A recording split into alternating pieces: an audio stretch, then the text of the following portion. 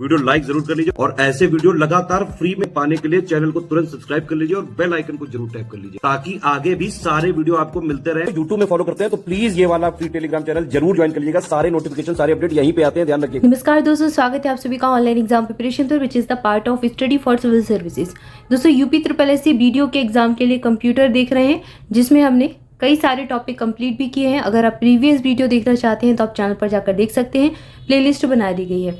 आज हम नेटवर्किंग देखने वाले हैं। नेटवर्किंग स्टार्ट किया था हमने ये टॉपिक और OSI के बारे में पढ़ रहे थे, ओपन सिस्टम इंटरकनेक्शन। ठीक है, ये कम्युनिकेशन का एक मानक होता है, इसकी 7 लेयर होती हैं और इसको हमें जानना है। तो अब एक एक करके लेयर के बारे में पढ़ेंगे। OSI, ठीक है, OSI का पहली चीज़ तो फुल फॉर्म याद रखें, एग्जाम में पूछ सकते हैं। इसकी कितनी 7 लेयर होती हैं, ये कौन कौन सी? एक तो फिजिकल लेयर, फिर data link layer, network layer, transport layer, session layer, presentation layer और एप्लीकेशन लेयर। ये 7 लेयर जो है ये OSI की होती है, ओपन सिस्टम इंटरकनेक्शन की। और फिजिकल और नेटवर्किंग जो लेयर है इसके बीच में डेटा लिंक लेयर पाई जाती है। ठीक है, यहाँ पर आप क्रम से अगर याद करेंगे तो आपको चीज़ें दिखी जाएंगी। फिजिकल और नेटवर्क लेयर के बीच डेटा लिंक लेयर पाई जाती है। ये कभी कभी एग्जाम में ऐसे भी पूछ लेते हैं। ठीक है, डिजिटल सर्टिफिकेट के परिप्रेक्ष्य में SSL का अर्थ क्या होता है, इसको जानेंगे। SSL का फुल फॉर्म होता है secured socket layer. Secured socket layer एक इंक्रिप्शन प्रोटोकॉल है। ठीक है, इंक्रिप्शन मतलब कि जिसको आप इंक्रिप्टेड ना कर पाए, एक प्रोटोकॉल है जो इंटरनेट में इस्तेमाल किया जाता है। ठीक है, तो ये जो है एक नेटवर्क आपका क्या है, जाल होता है कुल मिलाकर। उसमें आपकी नेटवर्क में आपकी लाइन भी होती है, ठीक है, ट्रांसपोर्ट भी होता है आपका, एक जगह से दूसरी जगह डेटा भी जाता है, लिंक भी किया जाता है। तो कई सारा उसका जो है पूरा सिस्टम होता है। अब उसमें अलग अलग चीज़ों की जो छोटे छोटे टर्म्स हैं उनको हम समझ रहे हैं। ठीक है, तो अभी हमने जाना SSL के बारे में, सिक्योर सॉकेट लेयर के बारे में। ये एक इंक्रिप्शन प्रोटोकॉल है जो इंटरनेट में यूज़ किया जाता है। यह प्रोटोकॉल इंटरनेट ब्राउजर और वेबसाइट के बीच में एक सुरक्षित संपर्क प्रदान करता है। क्या करेगा, आपको एक अच्छा जो आपका कम्युनिकेशन है नेटवर्क का वो आपका सुरक्षित बनाएगा, सेफ बनाएगा। जो इंटरनेट यूज़ करने वाले को अनुमति देता है कि वो अपनी व्यक्तिगत सूचना को दूसरे वेबसाइट के साथ अदला बदली सुरक्षित कर सकता है।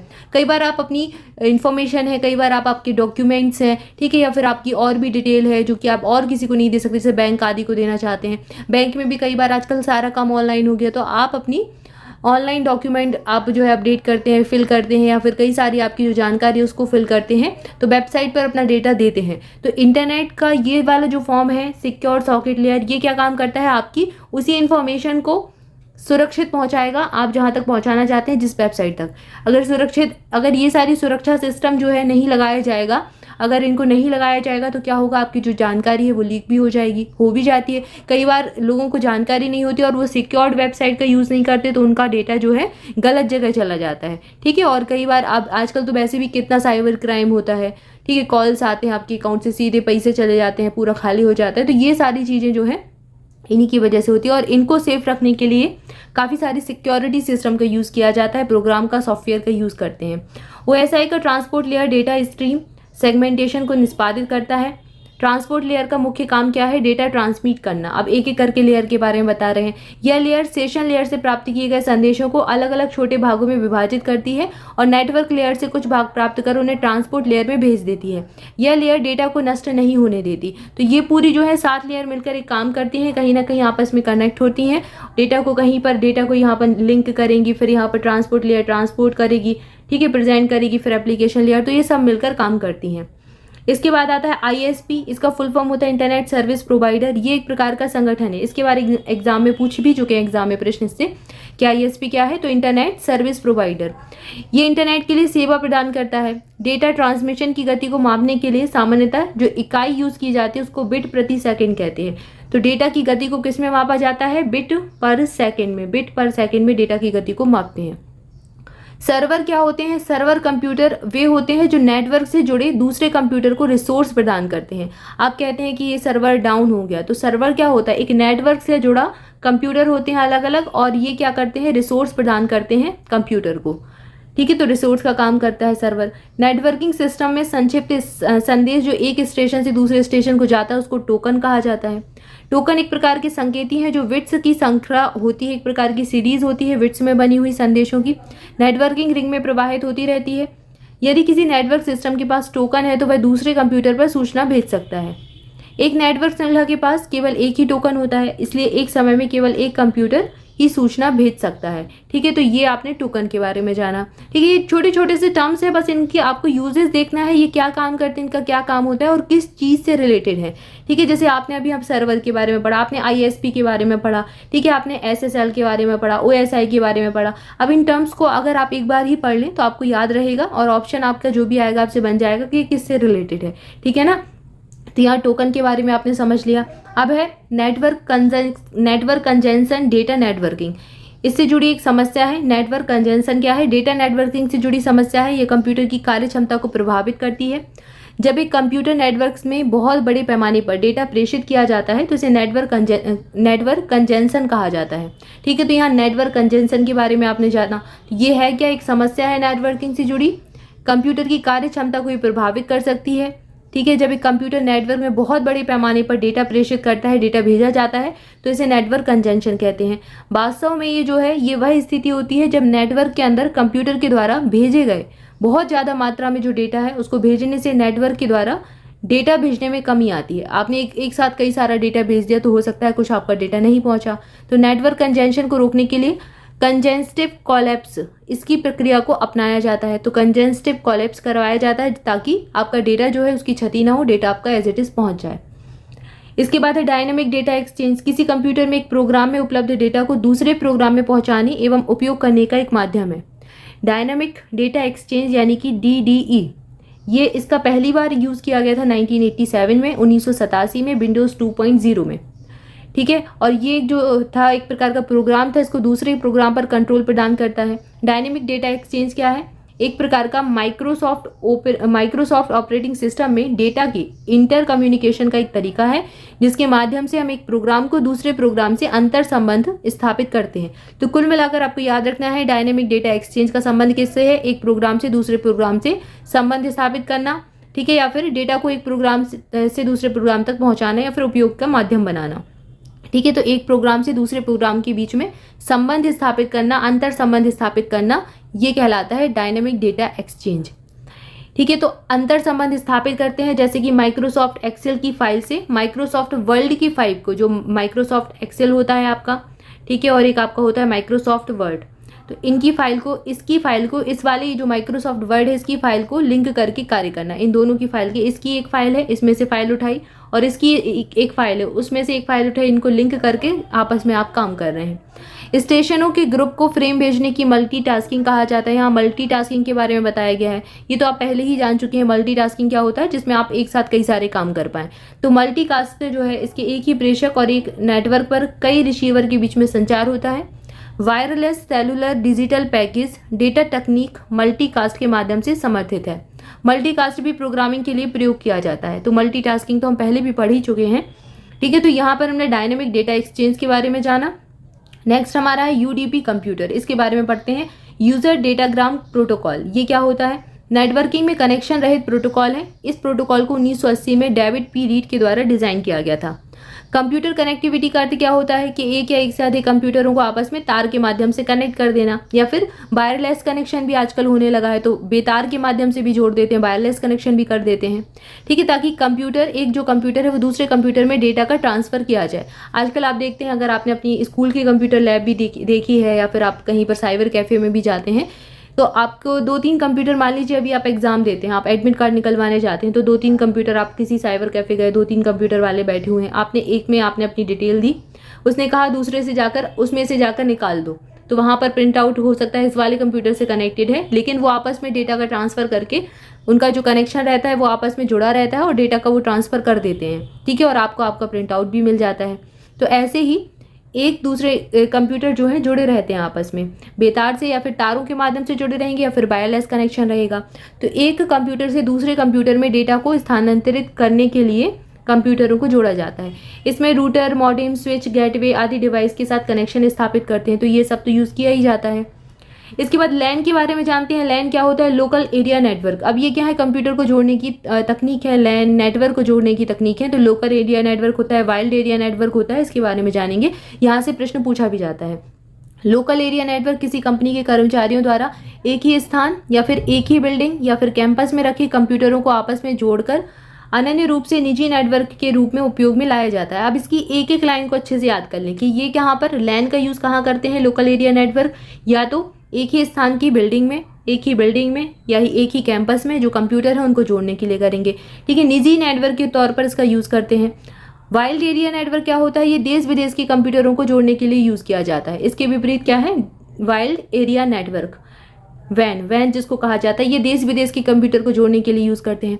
इंटरनेट विभिन्न देशों के मध्य संचार संबंध स्थापित करने का सबसे बड़ा नेटवर्क है, जबकि अर्पानेट क्या होता है, अमेरिकी रक्षा विभाग की एक संस्था है, DRPA द्वारा तैयार किया गया कंप्यूटर नेटवर्क है। अर्पानेट के बारे में भी प्रश्न पहले पूछ चुके हैं। अर्पानेट क्या होता है, अमेरिकी रक्षा विभाग की एक संस्था है जिसके द्वारा जो कि DRPA, अमेरिकी रक्षा विभाग की संस्था DRPA, इसके द्वारा अर्पानेट तैयार किया गया था और ये एक कंप्यूटर नेटवर्क ही है। ठीक है, वहाँ पर ये यूज़ किया जाता है, सिक्योर्ड नेटवर्क है।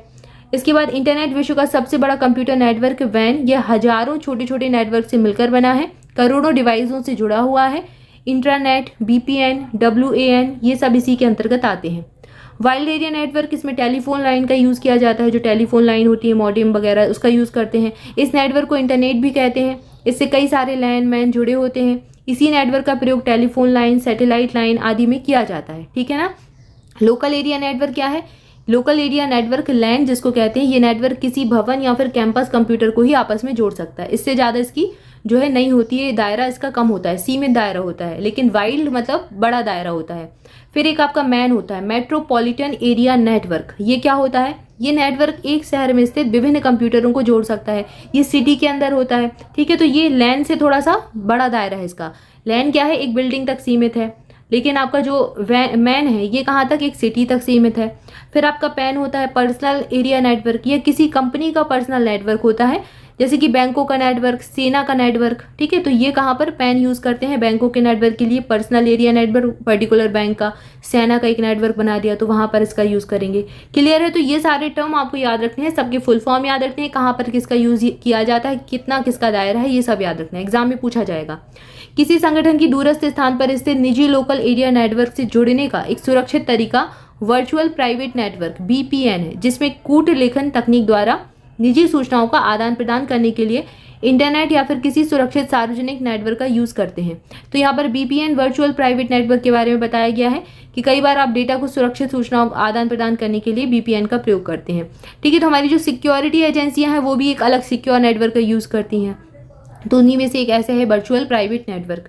कंप्यूटर के एक भाग से दूसरे भाग में डेटा को प्रेषित करने के लिए तारों द्वारा जुड़ा होना आवश्यक है। उन तारों से विद्युत के रूप में डेटा का प्रवाह होता है, जिसे बस कहा जाता है। अब ये बस के बारे में एग्जाम में पूछा जाता है। ठीक है, तो बस में भी कई प्रकार की जो है आपका होता है। बस आपको याद रखना है कि डेटा प्रवाह इससे होता है, जैसे कि तारों का एक प्रकार की आपका जो है एक को दूसरे नेटवर्क से जोड़ देता है। बस में एक पैकेट होता है जिसमें डेटा होता है और उस बस में डेस्टिनेशन एड्रेस होता है और जिसके द्वारा डेटा अपने गंतव्य स्थान तक पहुंच जाता है। तो ये जो आपके कंप्यूटर के IP एड्रेस वगैरह होते हैं ये यहीं पर यूज़ होते हैं। आप डेटा कैसे, आपको पता होगा कंप्यूटर को कैसे पता कि इस वाले एड्रेस पर डेटा पहुंचाना है, तो आप मेल आदि डालते हैं तो उसका क्या है, एक IP एड्रेस होता है हर एक कंप्यूटर का, हर एक नेटवर्क का। तो कंप्यूटर जहाँ पर आपको पहुँचाना है डेटा वहीं पर पहुँचा देता है। तो ये सब काम इसी का होता है, बस का काम होता है। इसमें डेटा के पैकेट होते हैं और ये डेटा जो है पैकेट जो होते हैं, पैकेट के अंदर जो डेटा होता है वो उस बस में डेस्टिनेशन एड्रेस होता है और उसके द्वारा ये डेटा पहुंच जाता है।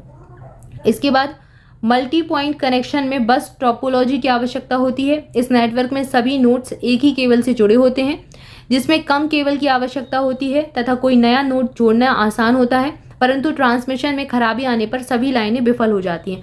अब यहाँ पर ट्रोपोलॉजी को समझाया गया है। बस ट्रोपोलॉजी कई प्रकार की होती हैं। ठीक है, एक आपकी स्टार वाली होती है, एक आपकी होती है ट्री वाली भी होती है, इसमें इस प्रकार से कनेक्शन जुड़े होते हैं। एक आपकी सीधी होती है, इस प्रकार से कनेक्शन जुड़े होते हैं। ठीक है, आपने स्कूल की लैब वगैरह में देखा होगा ऐसे कनेक्शन जुड़े होते हैं। ठीक है, तो स्टार रिंग वाली भी होती है, ऐसे ऐसे कनेक्शन जुड़े होते हैं। ठीक है, तो ये अलग अलग ट्रोपोलॉजी होती है जिनमें कंप्यूटर को आपस में जोड़ा जाता है या फिर नेटवर्क को आपस में जोड़ा जाता है। तो यहाँ पर हमने अभी देखा मल्टी पॉइंट कनेक्शन में बस ट्रोपोलॉजी की आवश्यकता होती है। ठीक है, इसमें क्या है, केबल मतलब अलग अलग तरीके से जुड़े होते हैं। बीच में अगर किसी केबल को जोड़ना है तो कई बार ऐसे जैसे ये कनेक्शन के अलग अलग प्रकार हैं, कुल मिलाकर आप ऐसे समझे। तो जैसे रिंग वाला है तो रिंग वाला अलग होता है, ऐसे गोल गोल हो जाएगा। स्टार वाला है वो ऐसे करके स्टार के शेप में मतलब जुड़ जाएंगे कंप्यूटर, ऐसे ऐसे करके। तो कई बार ऐसा क्या है, इनके अपने अपने लाभ भी हैं, अपनी अपनी हानियां भी हैं, ठीक है। कई बार ये होता है कि अगर आपका ये वाला खराब हुआ, यहाँ का एक आपका नेटवर्क खराब हुआ तो आपका पूरा इफेक्टेड होगा, ठीक है। कई बार ये होता है कि अगर एक खराब हो गया तो बीच में आप किसी टोपोलॉजी में उसको अलग करके बाकी का आप काम कर सकते हैं। तो इनके अपने अपने अलग अलग लाभ हानियां हैं, इनको हम देखते हैं। जैसे स्टार टोपोलॉजी है, स्टार टोपोलॉजी के अंतर्गत कंप्यूटर के साथ सभी केबल एक केंद्रीय व्यवस्था से जुड़े होते हैं, ठीक है। सेंट्रल पॉइंट से सारे कंप्यूटर इसमें जुड़े रहेंगे स्टार टोपोलॉजी में, जिसे हब कहा जाता है। नेटवर्क में उपस्थित स्थानीय कंप्यूटरों में सीधा लिंक नहीं होता, ये सीधे लिंक नहीं होंगे, ये हब से अलग अलग लिंक होते हैं। वे केवल केंद्रीय कंप्यूटर के माध्यम से ही एक दूसरे से संपर्क में रहते हैं। अब जैसे कि इसका कनेक्शन इससे है, लेकिन इसका कनेक्शन इससे नहीं जोड़ेंगे, इसका कनेक्शन इससे जोड़ा, इसका इससे जोड़ा, इसका इससे जोड़ा, इसका इससे जोड़ा, इसका इससे जोड़ा, इसका इससे जोड़ा, तो ये एक स्टार बन गया, ठीक है। ये ऐसे कनेक्शन जोड़ रहे हैं, सेंट्रल हब से यहाँ पर ये कनेक्शन जोड़ रहे हैं, यहाँ तक जा रहा है ये नेटवर्क, ठीक है। तो अलग अलग ये संपर्क में रहते हैं। और आंकड़ों के व्यवस्थित संचार की जिम्मेदारी केंद्रीय कंप्यूटर की होती है। आंकड़े जो है, आपका डेटा जो है, इसका व्यवस्थित संचार हो, यहाँ से यहाँ पर जाए, फिर यहाँ से यहाँ, फिर यहाँ से यहाँ, यहाँ से यहाँ, तो ये हब की ड्यूटी होती है, ये हब का काम होता है। लेकिन अगर आपका हब खराब हो गया तो आपका पूरा नेटवर्क खराब हो जाएगा। इसमें नए कंप्यूटर को जोड़ना भी सरल होता है, क्योंकि पूरा नेटवर्क केंद्रीय कंप्यूटर पर आधारित होता है। केंद्रीय कंप्यूटर उच्च गति उच्च क्षमता वाला होना चाहिए। इसके बाद एक आपका स्पाइडर नेटवर्क होता है। यह वो नेटवर्क होता है जिसमें डिस्ट्रीब्यूटेड डेटा प्रोसेसिंग कॉन्फ़िगरेशन प्रस्तुत करता है। इसके अंतर्गत सभी गतिविधियां केंद्रीय कंप्यूटर से होकर गुजरती हैं। तो यहाँ पर अभी हमने स्टार टोपोलॉजी को जाना। पूर्णतः अंतर संयोजित नेटवर्क स्थिति के लिए एक अन्य नाम मैश है। अब मैश टोपोलॉजी एक होती है, तो मैश टोपोलॉजी में क्या होता है, जहाँ पर मैश होती है, मैश मतलब सारी चीज़ें मिक्स हैं, ये इससे जुड़ा है, ये इससे जुड़ा है, आपको कोई कनेक्शन पता ही नहीं है, कैसा भी बना दिया है, कहीं से भी कुछ भी जोड़ दिया है। तो मैश टोपोलॉजी में प्रत्येक नोड नेटवर्क के अन्य सभी नोड से जुड़ा होता है। इस टोपोलॉजी में प्रत्येक नोड डेटा स्थानांतरण करता है और डेटा संचार में सहायक होता है। इसमें क्या है, जैसे एक कंप्यूटर है, ये इससे जुड़ा है, ठीक है, फिर एक यहाँ कंप्यूटर है, तो ये कंप्यूटर भी इससे जुड़ा है, ये भी इससे जुड़ा है, तीनों आपस में कनेक्टेड रहेंगे, ठीक है। तो ये इससे भी जुड़ेगा, इससे भी जुड़ेगा, ये इससे भी जुड़ेगा, इससे भी जुड़ेगा, और ये इससे भी जुड़ेगा, इससे भी जुड़ेगा, ठीक है। लेकिन अगर यहीं पर आपकी स्टार टोपोलॉजी होती तो बीच में एक हब होता और वो तीनों अलग अलग ऐसे जुड़े होते, एक दूसरे से नहीं जुड़े होते। लेकिन यहाँ पर मैश टोपोलॉजी में एक अन्य नोड अन्य नेटवर्क नोड से भी जुड़ा होता है। इस टोपोलॉजी में प्रत्येक नोड डाटा स्थानांतरण करता है और डेटा का संचार करने में सहायक होता है। इसमें कोई होस्ट या फिर केंद्रीय नेटवर्क नहीं होता। इस टोपोलॉजी में किसी भी नोड में त्रुटि हो जाने पर डेटा का स्थानांतरण जारी रहता है। अगर मान लें आपने डेटा का, ये 3 कंप्यूटर हैं, आप यहाँ से आपने क्या है, ये मैश टोपोलॉजी से इसको जोड़ा, इस कंप्यूटर को इससे जोड़ा, इसको इससे जोड़ा, इस वाले को इससे जोड़ा और इस वाले को इससे जोड़ा। अब इसको आपने इससे भी जोड़ा और इसको इससे भी जोड़ा। अगर मान लो आपका ये वाला कनेक्शन खराब हो गया, ये वाली आपकी टोपोलॉजी जो है, बस वाली टोपोलॉजी खराब हो गई, तो आपका डेटा यहाँ से ऐसे तो चला ही जाएगा इस वाले कंप्यूटर में, या फिर यहाँ से ऐसे जाके इससे इसमें चला जाएगा, कहीं ना कहीं से तो पहुँच ही जाएगा, तो आपकी डेटा की हानि इसमें नहीं होगी। तो यही चीज़ यहाँ पर बताई गई है, ठीक है। तो यहाँ पर हमने कुछ टोपोलॉजी के बारे में जाना, कुछ और टोपोलॉजी हैं जिनको अगले वीडियो में हम जानेंगे, आगे पढ़ेंगे। तब तक के लिए आपसे भी चैनल के साथ जुड़े रहें। आज के लिए इतना ही, मिलेंगे नेक्स्ट वीडियो में। Thank you for watching this video. Thank you.